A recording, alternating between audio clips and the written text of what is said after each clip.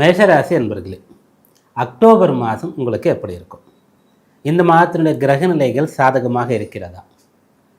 ஏதாவது கவனமாக இருக்க வேண்டிய அளவிற்கு கிரகங்கள் பாதகமான நிலைக்கு செல்கிறதா? இந்த மாதத்தின் உங்களுக்கான வழிபாடு பரிகாரம் என்ன? இந்த தகவலை எல்லாம் நாம் இப்போது தெரிந்து கொள்ளப் போகிறோம்.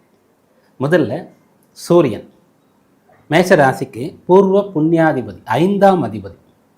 இந்த அக்டோபர் மாதத்தில் அவர் எங்கே சஞ்சரிக்கிறார் அப்படின்னு பார்க்கும்போது 6 மற்றும் 7ஆம் இடங்களில் சஞ்சரிக்கின்றார்.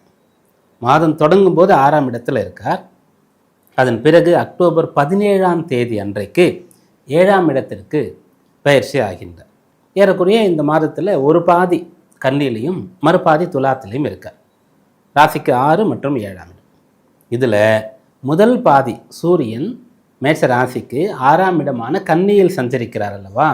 இந்த அம்சம் சாதகமாக இருக்குது. அதாவது இப்போ நம்ம சொல்லக்கூடிய பலன்கள் ஒரு கிரகத்தை மட்டும் அடிப்படையாக கொண்டு சொல்வது கிடையாது. 9 கிரகங்களும் சேர்ந்து கூட்டாகத்தான் பலனை தர முடியும். பிரதானமாக இப்போ ஒரு ஜாதகத்தில் ஒருத்தருக்கு இந்த தசை நடக்குதுன்னு சொன்னாலும் அதில் ஒரு புக்தி நடக்கும், ஒரு அந்தரம் நடக்கும், ஒரு சூக்ஷ்மம் நடக்கும், பிராணன்னு சொல்லி அப்படியே போயிட்டே இருக்கும். எல்லாம் சேர்ந்து தான் பலன் தரும். அப்படியாக நம்ம அந்த பலனை எடுப்பதற்காக, உங்களுக்கு எளிதாக அது மனதில் பதிவதற்காக தனித்தனியாக சொல்கின்றோம். அதனால் இந்த மாதத்தினுடைய முதல் பாதி உங்களுக்கு அற்புதமாக இருக்கும். அற்புதமாக என்ன பலன் கிடைக்கும் அப்படின்னு கேட்டால், சத்ரு ஜெயம்னு சொல்லக்கூடிய விசேஷமான பலன்கள் கிடைக்கும். சத்ரு சம்ஹார ஓமம்னு கேள்விப்பட்டிருப்பீங்க. குருஸ்தலமாக இருக்கக்கூடிய முருகப்பெருமானுடைய அறுபடை வீடுகளில் திருச்செந்தூரில் ரொம்ப விசேஷமான ஒரு ஹோமம் அது. அதாவது சத்துருக்களை ஜெயிக்கணும் அப்படின்னு சொல்லி, அந்த அளவிற்கு உங்களுக்கு இந்த மாதத்தினுடைய முதல் பகுதி மிக சாதகமாக இருக்கிறது. சரி, எங்களுக்கு சத்துருக்கள்லாம் யாரும் கிடையாது, விரோதிகள் வழக்கு வம்புலாம் ஒன்றும் கிடையாது, நாங்கள் ஒன்று வேலை ஒன்றுன்னு இருக்கோம், எங்களுக்கு பலன் என்ன கிடைக்கும்னா, இந்த உலகத்தில் ஒருத்தர் பிறந்துட்டாலே அவருக்கு சத்துருக்கள் வந்து சேர்ந்து விடுவார்கள்.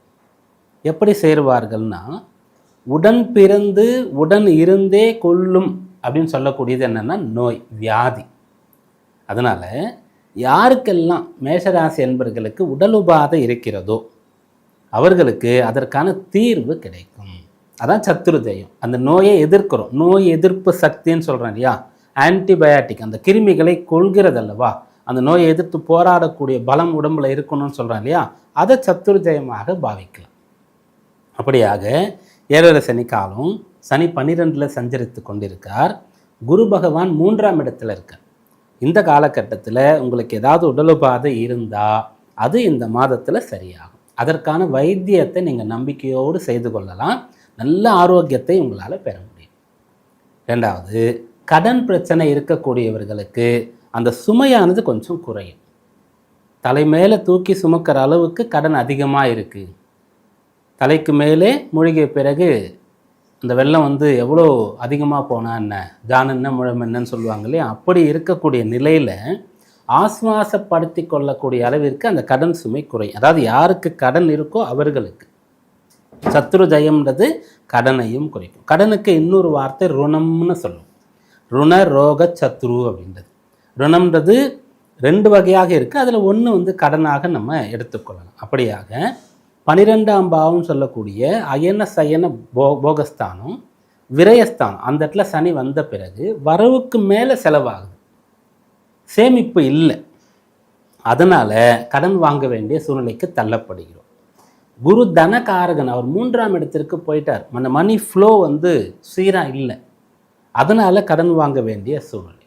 அல்லது இதற்கு முன்னே கடன் இருக்க தான் செய்து, நாங்கள் ஒரு லாங் டைமாக ஒரு லோன் போட்டிருக்கோம், முன்னெல்லாம் நல்ல பணம் வந்துட்டு இருந்தது, இஎம்ஐ கமிட்மெண்ட்லாம் கொஞ்சம் ஈஸியாக இருந்தது, இப்போ கஷ்டமாக இருக்குது. இந்த நிலையெல்லாம் சரியாகும். அதற்கான வருமானம் உங்களுக்கு கிடைக்கும். இது 2வது பலனாக எடுத்துக்கொள்ளலாம். 3வது, முதல்ல சொன்ன நேரடியாக சத்துருக்களை ஜெயிக்கிறது.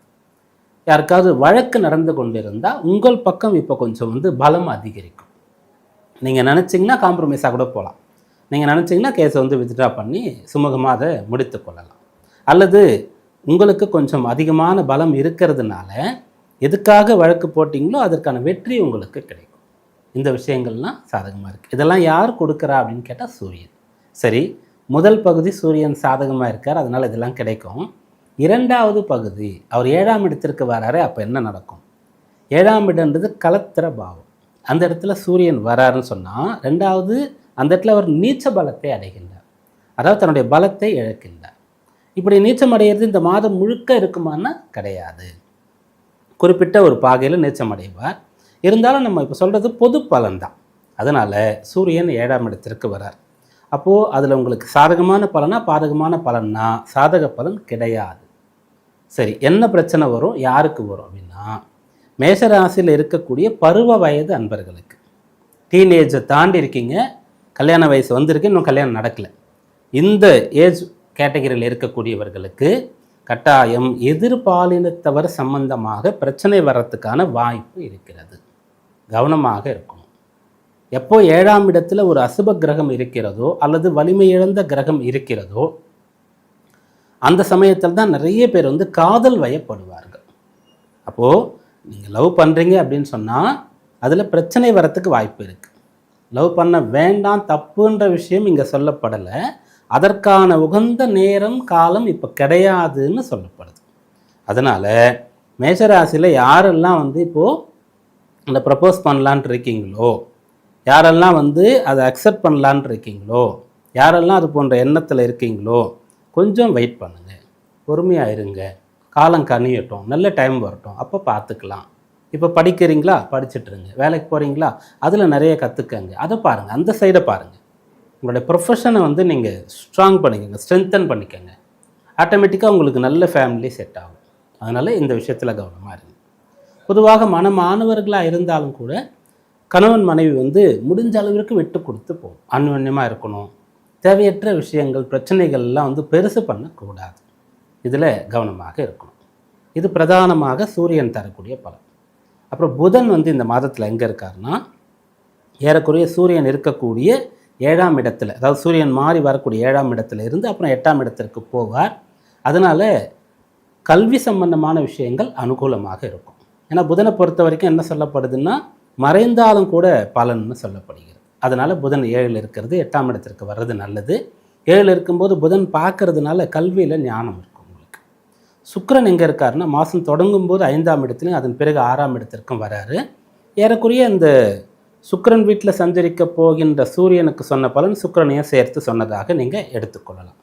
ராசியாதிபதி செவ்வாய் ராசிக்கு 7ல் இருக்கார், குருவால் பார்க்கப்படுறார். ரொம்ப விசேஷம்.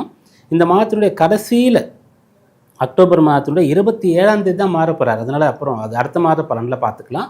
ராசியாதிபதி நன்றாக இருக்கின்றார். அதனால் எல்லாவற்றையும் சமாளித்து வெற்றி நடை போடலாம். நீங்கள் என்ன பண்ணலான்னா, கடன், நோய், பகை இதெல்லாம் முறியடிக்கலாம், நல்லா படிக்கலாம், உங்களுடைய வேலை நல்லா இருக்கும். இதெல்லாம் சாதக பலன்.